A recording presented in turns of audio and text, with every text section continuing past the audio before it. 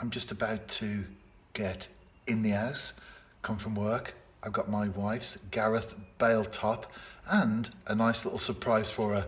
Let's go and see what she thinks of this. Ah, and there she is, waiting for me. Hello, Deb. Hello. Let's go in the light. Oh, you got my top. I've got your top. Thank you. Yeah. I'm glad it's materialised. Yeah. Oh, wow. What we got there? Signed. It's signed by Bale. Let's have a look. Wow. Signed there by Gareth Bale. I borrowed your top, didn't I? And I didn't tell you what it was for. No, I thought it was a promotion you said or something. Well, I was talking to the new Saints Chief Operating Officer, Ian Williams, Okay. a couple of weeks ago, and he happened to mention that he was going to be with the Wales squad for a few days. And you were disappointed that you didn't get your top Yeah, I for wanted it to wear for the game. because we went to the game, didn't we, against Trinidad and Tobago in Wrexham. Yeah. And you were disappointed, but all the while, sometimes our disappointments It was hide worth it. greater surprises Brilliant. yet to come. Brilliant, thank you. Oh, let's capture this. Come on, come on.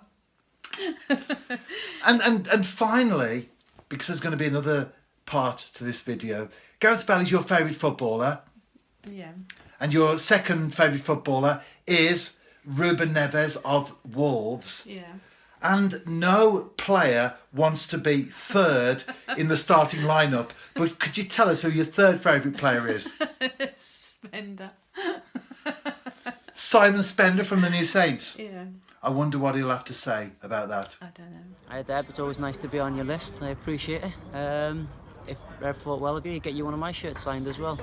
Maybe that's for the future. I mentioned it there in the video with my wife that behind our disappointments, there is often a bigger picture. There's something else at work. Now, I'm a man of faith, and for me, Romans 8:28 immediately comes to mind. You might not be, but nevertheless, what we have to do is always see the big picture. People say it all comes together in the end. And when you think about it, hindsight is a wonderful thing. You look back on your life, over the years, how many times do these disappointments come in? And yet there's something else at work behind the scenes, and we have to be sure that we don't allow our disappointments to become discouragements. We all have disappointments, you can't help that.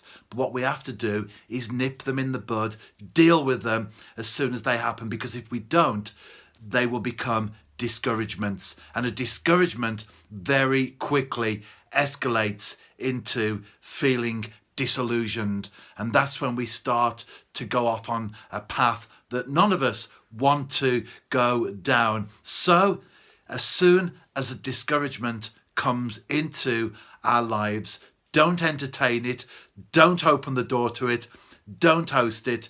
Just be aware that there might be something else going on behind the scenes.